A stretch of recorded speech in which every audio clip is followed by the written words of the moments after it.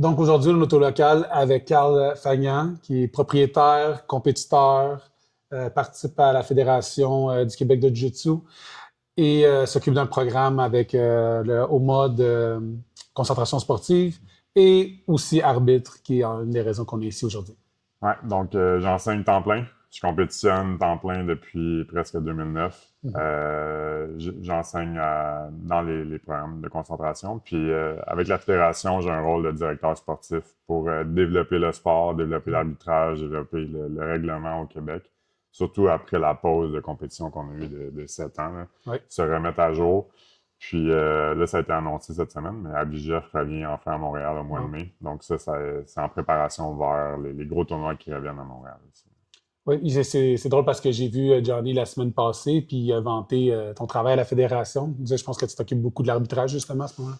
Ouais, ben c'est quelque chose que j'ai jamais pensé que j'allais m'impliquer là-dedans. C'est vraiment la fédération avait besoin de monde compétent qui voulait s'impliquer. J'avais un petit peu de temps, donc j'ai proposé à Johnny. Puis de fil en aiguille, c'est devenu quelque chose que j'ai pris à cœur de travailler pour que. Parce que moi, quand je compétitionne, j'aime ça pas me soucier de l'arbitre. Ouais. J'aime ça me concentrer sur mon combat, faire mes choses. Parce que dans les combats que j'ai eus, j'en ai eu qui étaient très bien arbitrés, j'en ai eu qui étaient mal arbitrés, puis un arbitre qui fait mal son travail, veut pas que ça ait un impact sur le combat. On souhaite que non, mais ça en a un quand même. Donc c'est sûr que de pouvoir compétitionner au Québec avec des arbitres qui sont compétents, qui appliquent bien le règlement, qui connaissent bien le règlement, de un, on va avoir des matchs qui sont égaux, Mhm. puis on va avoir des matchs qui sont sécuritaires aussi. Parce que quelqu'un qui connaît pas bien le règlement laisse des soumissions illégales passer, ça peut engendrer des blessures. Donc, autant d'un facteur, on veut que les compétiteurs aient une très belle expérience au Québec pour se rendre international, pour être habitués à des arbitres internationaux aussi, euh, que d'avoir des compétitions qui sont sécuritaires pour les enfants, pour les adultes, pour les masters aussi. Il y a de plus en plus de monde, de plus en plus âgés qui font du sport, qui veulent compétir une fois dans leur vie. Ben, on veut éviter les blessures, on veut que ce soit une belle expérience pour tout le monde parce que ça reste un sport qu'on vend comme accessible à tous.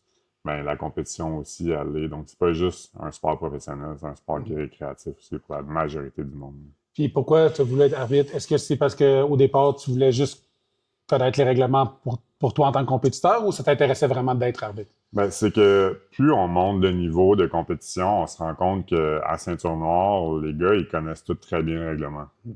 Dans n'importe quel sport, les meilleurs athlètes connaissent tout le règlement par cœur parce que t'as pas le choix de te rendre jusqu'à la limite du règlement pour gagner. Tu peux pas. Il n'y a aucune équipe de football que leur seul play, c'est la plus longue passe possible parce que Mhm. ben, on va juste faire ça puis ça va gagner. Tout le monde joue le règlement jusqu'à la ligne. Si la ligne est là, il faut que tu te colles sur la ligne. OK. Parce que Ouais. sinon, tu laisses l'opportunité que l'autre va exploiter. À technique égale, à force égale, celui qui connaît le règlement versus quelqu'un qui ne connaît pas le règlement, celui qui connaît le règlement va gagner, c'est sûr. Parce que là, ça reste une compétition sportive. Si on fait un combat jusqu'à la mort, mais le règlement, on s'en fout. Ouais. Le but, c'est de gagner, de survivre. Mais une compétition sportive où tu es contre les meilleurs au monde, puis tu as 4, 5, 6 combats à gagner pour gagner la médaille d'or, tu vas peut-être t'en tirer un combat ou deux si tu connais pas le règlement, mais là, tu vas perdre par deux avantages que tu sais pas pourquoi, Mhm. quand en réalité, c'est hyper comprenable. Puis si quelqu'un pense comme toi, qui aimerait ça apprendre les règlements, devenir arbitre, comment ça fonctionne si on veut devenir arbitre, qu'on a la même idée que toi? Ben, devenir arbitre au Québec, ça prend un minimum d'expérience. Donc, on OK. juge que quelqu'un qui est ceinture mauve, c'est le minimum requis pour Mhm. arbitrer. Tout simplement parce que quand on est arbitre, on est presque seul au monde. Il n'y a pas OK. d'équipe autour de nous qui va nous. C'est pas une équipe de trois qui arbitre un match, généralement. C'est une personne qui arbitre tout seul. Mhm. Il faut connaître tout le règlement. Il faut connaître toutes les positions. Puis il faut savoir qu'est-ce qui se passe dans le combat. Donc, quelqu'un qui est ceinture blanc ou bleu a juste pas assez d'expérience en jiu-jitsu pour avoir vu toutes les positions, toutes les soumissions, toutes les variations, comprendre les nuances. Il y a aussi un facteur d'anticipation. Mhm. Si je sais qu'il y a une soumission qui s'enligne dans un angle particulier, je vais me déplacer pour voir, selon cette Mhm. soumission-là, avec quelle main la personne pourrait taper pour voir la main de l'adversaire. Si tu tapes de cette main-là, puis je suis placé dans l'autre direction, puis je te vois pas taper, là, tu te fais casser le bois parce que je le vois pas que tu tapes, ben, c'est de la faute de l'arbitre. Donc, il faut savoir qu'est-ce qui se passe, savoir qu'est-ce qui peut s'en venir pour pouvoir anticiper un petit peu aussi. Donc, ça prend un niveau d'expérience minimum, qu'on juge que c'est au moins une ceinture mauve. Mhm. Éventuellement, avec le temps, ça va peut-être être encore plus haut parce que, en même temps, ça dépend du monde. Ouais.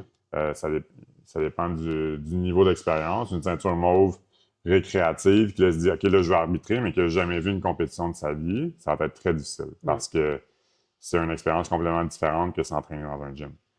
Mais s'il y a quelqu'un qui est ceinture blanc, qui compétitionne 10 fois par année, 20 fois par année, il apprend le règlement en compétitionneur, rendu ceinture mauve, ça se peut que ce soit un des meilleurs arbitres aussi. Donc, c'est pas nécessairement une règle, ça prend au moins, ça prend un minimum de mauve. Mais après ça, dans les ceintures mauves, ça va dépendre. Généralement, ce qu'on se rend compte, c'est que les compétiteurs font des très bons arbitres aussi. Parce que je veux pas, si tu compétitionnes, tu vas gagner un tournoi, il faut que tu connaisses le règlement. Tu connais bien le règlement, tu devrais bien arbitrer. Puis c'est intéressant. Une chose, c'est que moi, ça fait longtemps que je fais du jiu-jitsu. Je suis sûr que je ne serais pas vraiment un bon arbitre à cause de mon niveau d'attention des fois, surtout si c'est des longues heures. Quand tu es arbitre, puis tu es là pendant des fois 1 heure, 2 heures, ou 5, 6, 10 matchs de suite, est-ce que c'est difficile de rester concentré? Puis aussi, est-ce qu'il y a un nombre de matchs maximum de suite? Est-ce qu'il y a un règlement par rapport à ça? Un encadrement? C'est sûr que c'est difficile. De un, arbitrer un match tout seul, c'est difficile. Dépendamment du match. Il y a des matchs qui sont plus faciles que d'autres. Mais c'est sûr que de faire plusieurs heures, on perd de la concentration. Il n'y a personne qui a un focus infini pendant 8 heures. Puis, donc, nous, au Québec, si on essaie de suivre, c'est une rotation 1 heure d'arbitrage, 30 minutes de pause. Dans d'autres fédérations, ça va varier. Ça dépend de la quantité d'arbitres qu'on a. Ça dépend de la durée du tournoi. J'ai fait des tournois à BGF que c'était 1 heure, 1 heure. Donc, tu arbitres 1 heure, tu es en pause 1 heure. Mais des fois, ce qui arrive, c'est qu'on n'a pas un nombre infini d'arbitres. Exemple, la dernière fois que j'arbitrais à Boston, j'arbitrais 1 heure, mais mon partenaire de tapis, lui, il se battait. Ah, bon. Yeah. Donc, puis lui, il s'est rendu jusqu'en finale dans une division de 16 personnes. Donc, de 9h30 à 12h30, il se battait. Fait que j'ai arbitré de 9h30 à 12h30. Il faut être prêt à ça. Donc, c'est sûr que, ça va encore à dire, mais être en bonne forme physique, ça aide. Rester debout longtemps, c'est lourd. Rester debout, c'est difficile. Je veux pas, quand j'arbitre, je me couche tôt, je mange bien le matin, je m'amène tous mes trucs pour bien manger durant la journée parce que ça reste que c'est physique, c'est mental, il faut être focus. Donc, il y a tout le facteur physique qu'il faut prendre ça au sérieux. Parce que je me dis, la personne qui s'est inscrite, qui se bat à 9h30 le matin, va avoir sûrement un très bon arbitre. Mais la personne qui s'est inscrite et que, selon sa bracket, il se bat à 4h30 l'après-midi, ils ont payé le même montant. Donc, on veut essayer d'avoir le même niveau d'arbitrage du début à la fin. Puis, il y a un truc que j'ai reçu de Johnny, puis de Marty, puis d'autres bons arbitres. Pour arbitrer un match, j'essaie de me raconter l'histoire du match en permanence. Je compte pas sur le fait que je me souviens. Je me parle constamment comme si je n'allais pas me souvenir de ce qui se passe. Donc, exemple, le combat commence debout, je vais les regarder, je me dis, OK, le combat commence debout. Là, je regarde, est-ce qu'il y a assez d'action? Des fois, je regarde le temps pour le stalling. S'il y en a un qui s'assoit, je me dis, OK, mais Guy Blanc vient de s'asseoir. Guy Blanc est dans la garde. Bleu est sur le top, passe la garde. Puis, il arrive quelque chose, il y a un renversement, je me dis, OK, Guy Blanc vient de faire un renversement, on donne les 2 points. Fait que je suis constamment en train de me raconter l'histoire du match dans ma tête. Donc, ça évite de tomber dans un autre pattern que je pense à d'autres choses ou il y a quelque chose qui est passé, je regarde ailleurs. Donc, j'essaie de me raconter l'histoire du match en permanence pour me garder un peu dedans. Puis, si ça fait 10 fois que je me dis, ils sont dans la garde, Guy Blanc est en dessous, j'ai plus de chance de m'en souvenir que si ça fait 2 minutes que je pense à d'autres choses, puis là, il se passe un scramble, je me dis, oh, on a commencé comment? Puis on s'en souvient plus, puis on fait des erreurs. C'est intéressant. Puis, si une personne écoute ce que tu viens de dire, trouve ça intéressant, il voit sur le site de la Fédération qu'il y a des cours d'arbitrage, je pense qu'il y en a un bientôt, tu peux peut-être dire la date? C'est le 21 novembre. On le fait le vendredi soir au Centre Pierre Charbonneau sur les tapis de Mastermind, un peu comme dans le temps quand MJ venait, il faisait les formations le vendredi soir. Donc, on va en offrir une en personne. Donc, si jamais il y en a qui veulent voir des situations, on le fait. On en fait périodiquement aussi dans les locaux de OMA, parce que c'est central à Montréal. C'est disponible en ligne aussi. N'importe quel gym qui veut avoir une formation dans ses locaux peut contacter la fédération pour nous faire venir, pour faire une formation. C'est un bon service, hein? Parce que ce qu'on veut, c'est oui, si vous voulez être arbitre, c'est bon d'apprendre le règlement, mais n'importe qui compétitionne, n'importe qui coach doit connaître le règlement. Donc, les formations, au début, c'était vraiment pour former les arbitres, mais on se rend compte qu'avec le temps, il y en a beaucoup qui sont intéressés pour apprendre. Parce que c'est quelque chose qui est compliqué. Moi, je l'ai donné la formation peut-être une dizaine de fois à date, puis à chaque fois qu'on le relit, des fois, on se rend compte d'une petite nuance qu'on n'avait pas cachée, parce que le règlement, ça reste une 60aine de pages. C'est quand même complet. Et une autre question par rapport à ça, c'est une fois la personne a fait le cours d'arbitrage, comment il devient arbitre? Est-ce qu'il va se faire appeler? Est-ce qu'il lui doit donner son nom? Comment ça C'est fonctionne? ça, c'est sur une base volontaire. OK. Si quelqu'un fait le cours d'arbitrage, a les qualifications minimum, dit je veux être arbitre, la première étape, c'est de faire ce qu'on appelle un shadow. Donc, on vient sur un tournoi. Mhm. On est plus en observation, mais on peut arbitrer, puis il va y avoir un arbitre qui est classe A, qui sont les arbitres les plus formés, qui vont vous chapeauter. Donc, OK. ils vont être en arrière de vous sur le tapis. Ben, pas sur le tapis, mais en arrière de la table. Mhm. Donc, si vous allez arbitrer, si vous n'êtes pas sûr durant le match, eux vont corriger le score ou vont vous aider. Donc, il faut quand même commencer à arbitrer. Pour finir le shadow, il faut au moins arbitrer quelques matchs pour ça dire qu'on est prêt à essayer. Puis après ça, vous tombez classe C, qui est la première section d'arbitre, qui est comme en formation. Donc, vous arbitrez sur les tournois, comme un arbitre normal, en formation. Puis, on recommande de commencer par les plus petits tournois. C'est un petit peu moins de stress, généralement, c'est moins longue journée. Puis après ça, on peut monter de niveau selon l'expérience requise, puis selon la performance aussi. Puis quand on parle de stress, justement, est-ce que quand tu arbitres, il y a souvent des compétiteurs ou des coachs qui peut-être contestent ce que tu dis ou ils se plaignent? Est-ce que ça... Il y en a qui contestent de bonne foi. Il y en a qui contestent pas de mauvaise foi, mais ils savent que, je veux pas, l'arbitre est humain. Ouais. L'arbitre peut être stressé, l'arbitre peut faire des erreurs, peut se laisser intimider. Donc, des fois, même si on sait qu'on n'a pas raison, il y en a qui essayent d'influencer l'arbitre parce qu'ils veulent aider leurs compétiteurs. Donc, il faut être 100% sûr de ce qu'on fait. OK. Parce que il y en a toujours qui vont argumenter de bonne foi. Je veux pas dire de mauvaise foi, mais il y en a qui connaissent pas bien le règlement ou ont une situation qu'on a mal compris, que là, ils pensent qu'ils ont raison, ils sont sûrs qu'ils ont raison, mais des fois, on n'a pas toujours raison. Puis l'arbitre aussi peut faire des erreurs. Donc, des fois, ça se peut que le coach ait 100% raison sur ses erreurs. Ce qui n'est pas encore arrivé au Québec, mais ce qui est arrivé à l'international en ce moment, c'est que dans tous les tournois BGF, les tournois sont filmés. Il y a une équipe de reprise vidéo ici sur toutes les maps. Donc, avant, c'était juste au Worlds. Là, c'est rendu dans toutes les Open. Donc, n'importe quel tournoi que vous allez faire à BGF va avoir une reprise vidéo. Donc, il y a un arbitre sur le tapis, il y a une oreillette.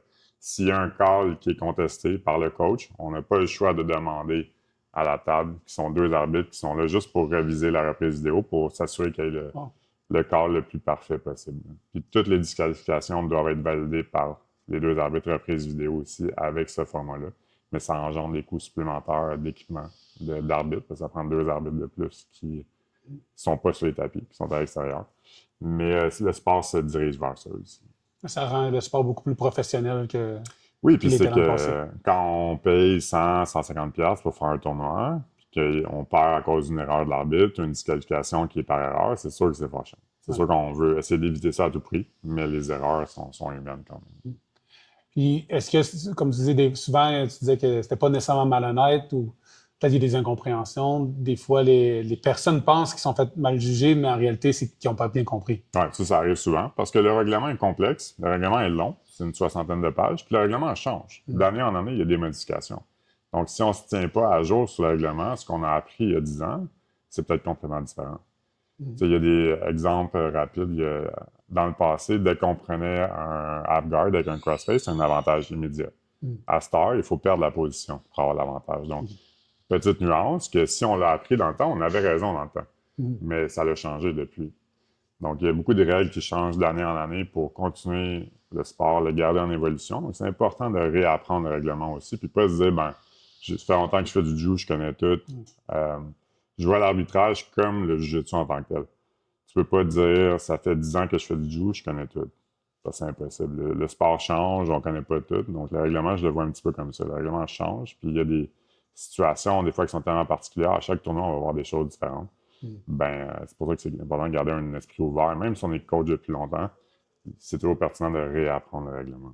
Puis, est-ce qu'il y a une position en particulier qui a plus de confusion?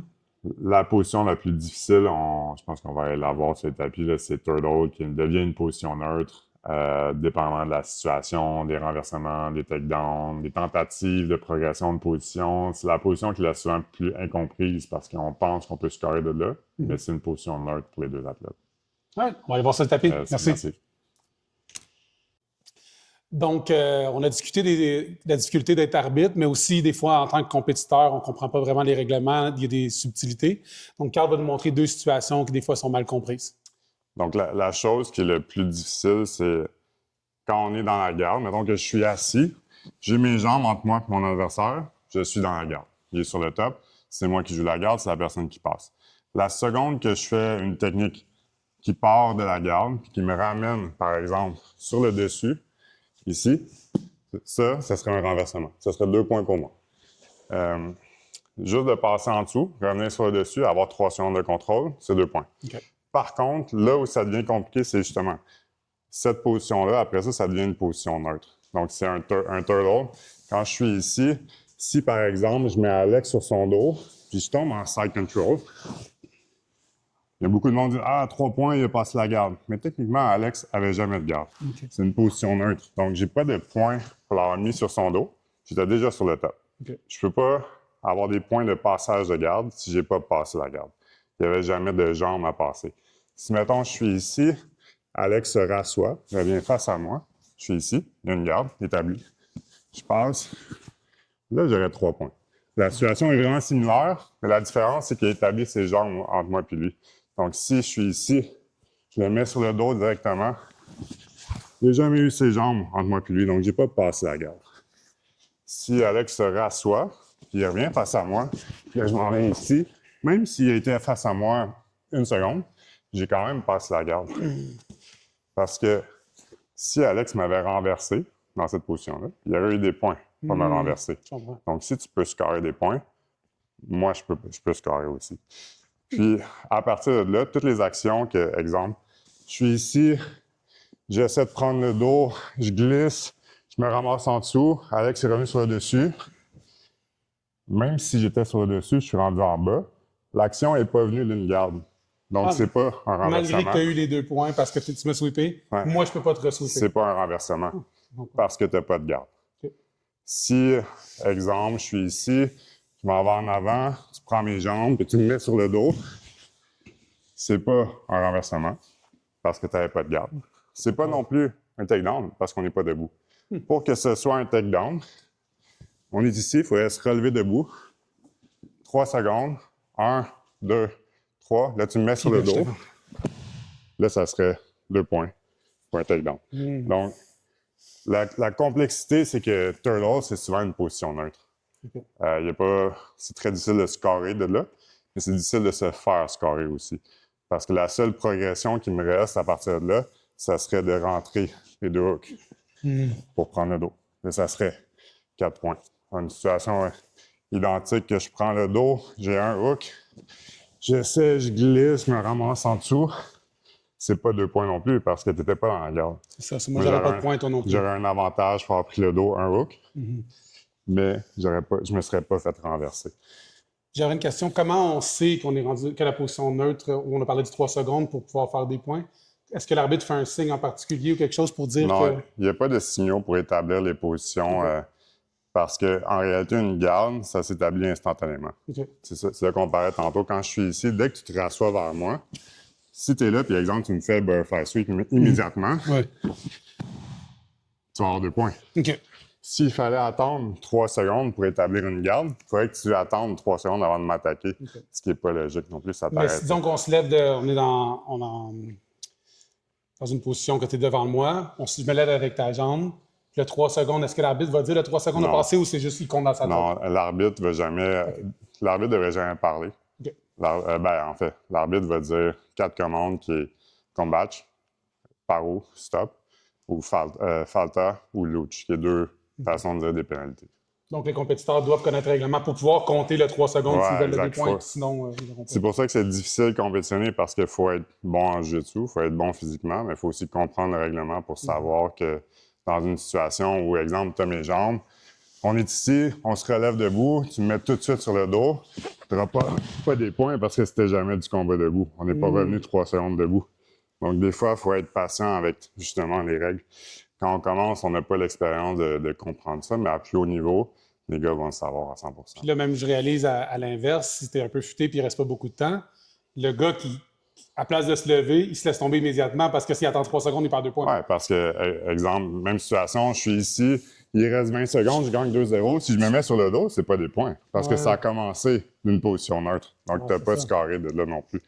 Donc, quand on est turtle et on veut scorer des points, il faut revenir dans la garde ou il faut se relever debout. On ne peut pas rester à genoux au sol pour attaquer à partir de là. C'est une position qui est considérée neutre. Good. Parce que ne faut pas oublier que le règlement est basé sur l'autodéfense. Si on récompense le monde pour attaquer à partir de turtle, ça veut dire que dans un concept d'autodéfense, c'est une bonne position d'attaque. Ce qui en réalité, se mettre comme ça ici dans la rue, c'est pas une bonne position d'attaque. Donc le règlement est fait avec pour décourager le sport d'autodéfense en tête qui est on peut pas se mettre dans des mauvaises positions puis avoir des actions positives qui sortent de là aussi. C'est intéressant. Ben, tant qu'à être là, on parlait de score. Peux-tu nous dire s'il y avait un règlement que tu changerais? Peut-être que tu peux nous le dire tout de suite, dans le fond. Quel règlement serait s'il y en avait un que tu pouvais changer? J'ai deux opinions principales. Il y en a une qui est un règlement qui est très difficile à juger pour les arbitres, qui est le ankle lock. Ils l'ont changé récemment pour les brown et black belts seulement, ce qui est dommage parce que je pense que c'est à plus bas niveau que ça arrive souvent. Pour écouter le règlement à la base, sur n'importe quel ankle lock, jusqu'à récemment, on n'a pas le droit de tourner vers la jambe qui est à l'intérieur. Même si je ne fais pas de read, je n'ai pas le droit de tourner dans cette direction-là. Il faut que je tourne à l'extérieur. Par contre, si toi, tu tournes par là, j'ai le droit de suivre.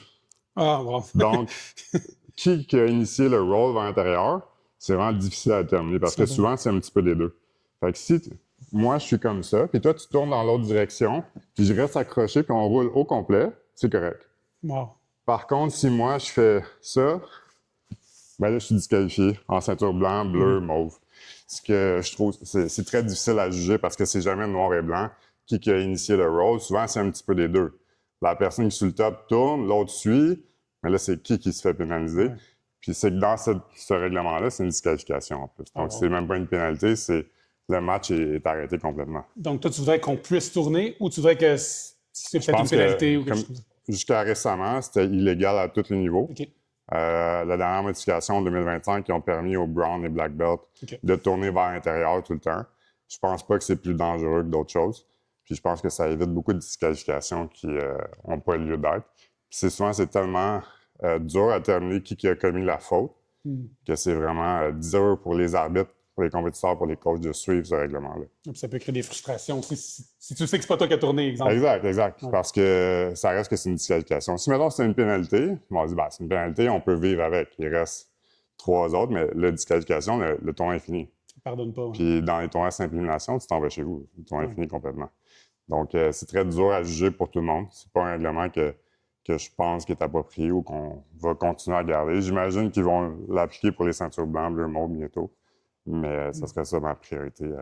Éviter les disqualifications qui sont pas claires, difficiles à juger, puis difficiles à déterminer est-ce que c'est vraiment une faute consciente. Puis l'autre, c'est quoi? L'autre, ça serait les jump guards. Okay. Tu jumpes sur moi? Faut pas te blesser.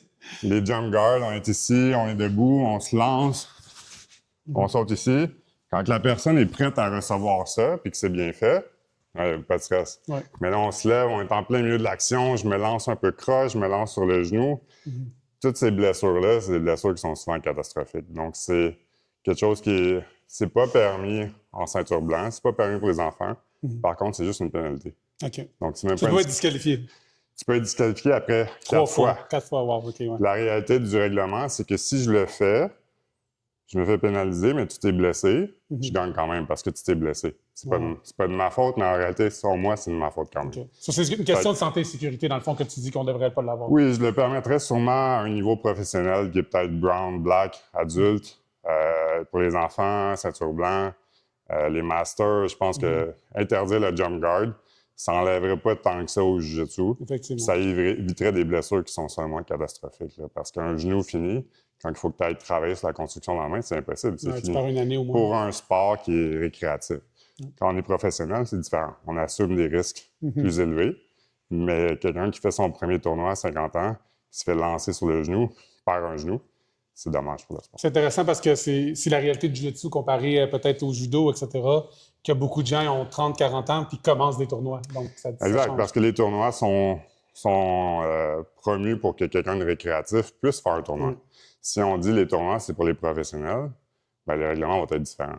Mais là, avoir un règlement pour quelqu'un de récréatif qui puisse participer, je pense qu'il y a des techniques qui sont trop à risque comme ça.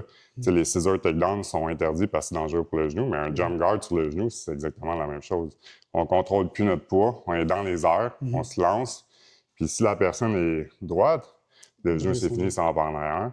Puis c'est une technique que, ironiquement, je faisais beaucoup quand j'étais plus jeune. Puis j'ai eu quelques blessures d'adversaires. C'était même pas dans ma conscience de vouloir les blesser, mais des fois, on tombe mal, ça pardonne pas. C'est drôle parce que je vais te dire ce que moi je pense pour un dérèglement, probablement qu'un des deux, un tu connais, j'en ai deux.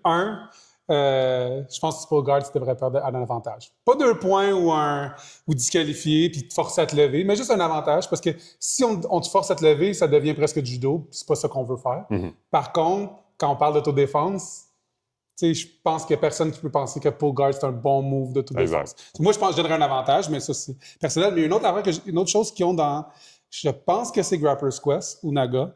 Puis si tu fais ça, si je te fais un takedown, on va dire un Sotogari, tu tombes en side, c'est 4 points à la place de 2. Puis ça, je pense que, étant donné que c'est tellement difficile de faire un takedown comparé à faire autre chose, prendre le dos, puis je pense, si on parle encore d'autodéfense, la meilleure chose que tu peux faire en autodéfense, c'est de mettre la personne au sol.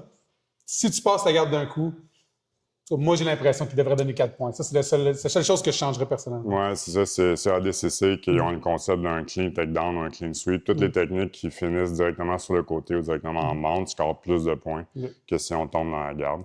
Puis ça, c'est une question de mindset. Sans nous en donner un avantage, c'est que tout le système de pointage est fait on favorise les meilleures choses. Mais si on se dit, par exemple, les takedowns, ça devrait avoir plus, on pourrait donner 3 points pour un takedown. Quelque chose comme ça. Et 2 pour un sweep. Donc, si je me dis, c'est quoi la façon la plus facile de scorer? Peut-être que c'est de faire un takedown. Mais là, si tu me donnes l'opportunité de sweeper et faire un takedown pour 2 points égaux, peut-être que je me dis que c'est plus facile de faire un sweep. Donc, c'est là que ça balance un peu les deux. Mais ça, c'est une question de priorité de mentalité. Puis je suis pas en désaccord avec toi que les takedowns devraient être valorisés un petit peu plus dans le sport qu'on fait. Parce qu'on voit des gens qui font du judo, exemple Dennis, exemple de Toronto, qui fait ceinture noire de judo, ceinture noire de jiu-jitsu. Puis des fois, il dit je fais juste pull guard parce que c'est plus facile de sweeper que takedown un gars. Pour l'énergie. Pour l'énergie que tu mets, comme 3-2, ça serait comme probablement raisonnable. Puis il ne faut pas oublier que le règlement dicte notre sport aussi. Exact. Si demain matin, on décide que les takedowns vaut 10 points, tout le monde va faire des takedowns. Donc, il y a toujours un impact. Même si on pense, on fait un sport pour pratiquer des trucs, puis le règlement, on ne veut pas compétitionner, ça a beaucoup d'impact sur comment on pratique le sport aussi, le règlement dans de ça. Merci, Carl. Merci tout le monde. Merci.